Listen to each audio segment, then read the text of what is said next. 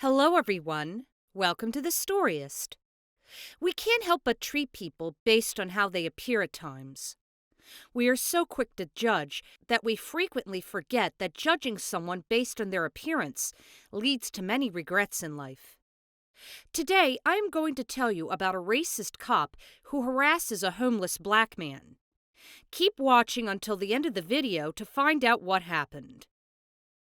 Lucas has been a cop for the past 10 years. He is very good at his job, and he gets a nice raise every year. He enjoys his job, and being a police officer has always been a dream of his since he was a child. He realized he wanted to be a cop when he entered high school, when a robbery occurred inside their small shop. He was 15 years old. He was on his way home when he decided to stop by his parents' shop, which was only 3 blocks away. However, as he approached, he noticed armed men looting his parents' place of business. He noticed his parents huddled beneath the cashier's register. Unsure what to do, he was so terrified that he hid behind the bushes of the nearest gas station and told the attendants about the robbery. Soon after, 2 police officers arrived on the scene and saved the day. The armed robbers were apprehended, and all of Lucas's belongings were returned to his parents. He was overjoyed with the outcome and vowed to himself at the same time that he would become a cop when he grew up. Lucas appeared to be very determined to achieve this goal, and not long after graduating from college, he entered training and became a real cop. He was pleased with himself and his parents. Lucas is said to be an excellent cop. He arrives at a crime scene so early that no criminals have time to flee. He is aware of this as well, and aside from the fact that he enjoys his job so much, he has been eyeing a significant promotion for years. Their police captain has long told them that he is observing their performance in order to determine who among them deserves to be the next police captain once he moves to the city. Yes, Lucas is a good cop, but his co-workers are also excellent at their jobs. He knows he has a lot of competition for the captain's throne, and he knows he has to step up his game if he wants to be chosen. As a result, Lucas begins working double shifts, patrolling the streets at night. Every burglary and break-in is resolved before it is reported to him. In other words, he is on his way to becoming the best cop in town. Lucas now believes he will be the next captain because he has solved far more crimes than any of his colleagues in the last few weeks. When the deliberation day arrived, the captain requested to meet with his shortlisted candidates for the position of next police captain. First, congratulations for making it this far. This will be the last day that I will be monitoring you all. May the best man win, the police captain says. Everyone is so nervous that they can't move a single limb. They are too afraid of making a mistake to do their job patrolling. Lucas, on the other hand, is determined to show their captain that he is the most deserving member of the team. So he walks outside the police station and starts his police car's engine. In order to get the captain's job, he is determined to catch any criminal lurking around town. Lucas is starting to get bored after a few hours. Today's crime rate is much lower, and everything appears to be in order. So he trains his eyes to be on the lookout. Lucas walks out of the car and strolls around the area whistling, thinking of how he will rearrange the chief's office when he is the one sitting there. As he walks past a convenience store, he sees a homeless black man talking to a child with a lollipop. The child is a white girl that is obviously not related to him, but the black homeless man is opening a lollipop packet before handing it to the girl.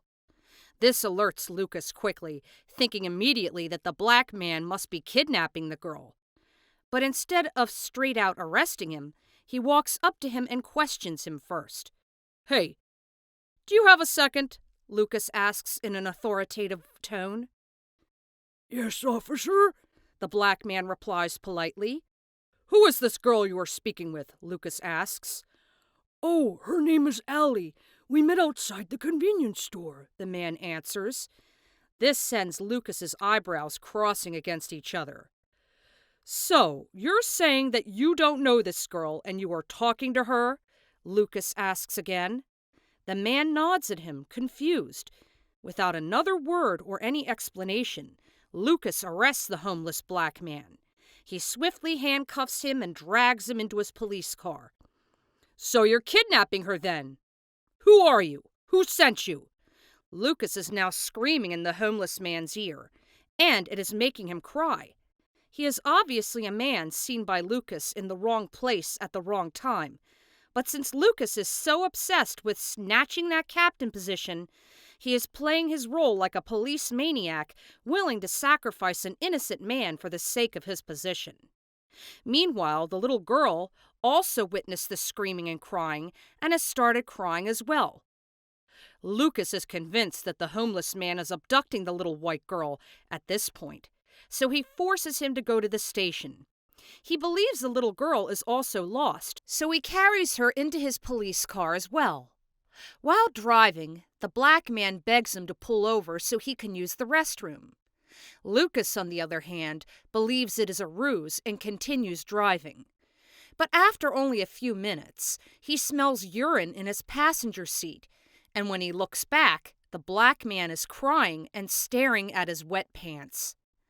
This enrages Lucas to the point where he speeds his car to get to the police station as soon as possible. They arrived at the station after what seemed like a long drive due to the smell of pee inside the car.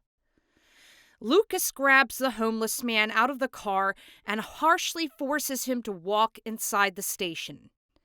Everyone who sees him tells him to chill or take it lightly because they are worried that Lucas is being too harsh on the man. But Lucas will always tell them, "He's a kidnapper. How harsher can I get?" While waiting for his partner to arrive at the police station, Lucas puts both of them in a small room for questioning.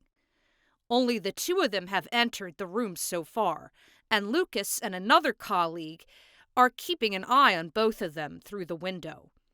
There is still a lot of candy left inside the little girl's mouth. After some time has passed, the police captain enters the station and then the interrogation room.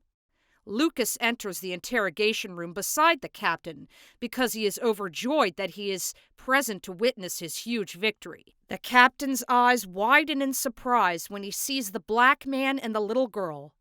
When the little girl turns around, she notices the police captain. "Daddy!" exclaims the girl. The captain greets the girl with a huge hug. Lucas is stunned by what he has just witnessed, but his heart is also racing. "Does this mean I just saved the captain's daughter from abduction?" he thinks to himself, mentally jumping up and down as if he has already secured his spot. But then the police officer walks towards the homeless black man and he puts his jacket around him. The black man hugs the captain as if they know each other, and it turns out they do. The homeless black man is the police captain's adoptive father, and he is just walking along the streets because his Alzheimer's disease often attacks him at a bad time. "I was an abandoned white boy struggling to live. He is the nicest man I know. He kept me as his own son, fed me, bathed me, and gave me an education. He's my father," the police captain confesses. Lucas apologizes to the captain and says, I didn't know he was your father, sir. I thought he was a kidnapper," he defends himself. But the captain looks him in the eyes and replies, "If he was white, would you have arrested him for talking to a white girl?" Lucas is unable to respond. He is sorry for what he did, and he now volunteers in charities that help people with Alzheimer's, having left his long-held career when he was fired from the police department. Michael, on the other hand, is much happier now. He realizes that while being a police officer was something he desired, it was not something his life needed. That's all for today. We hope you enjoyed that video, and we'll see you next time.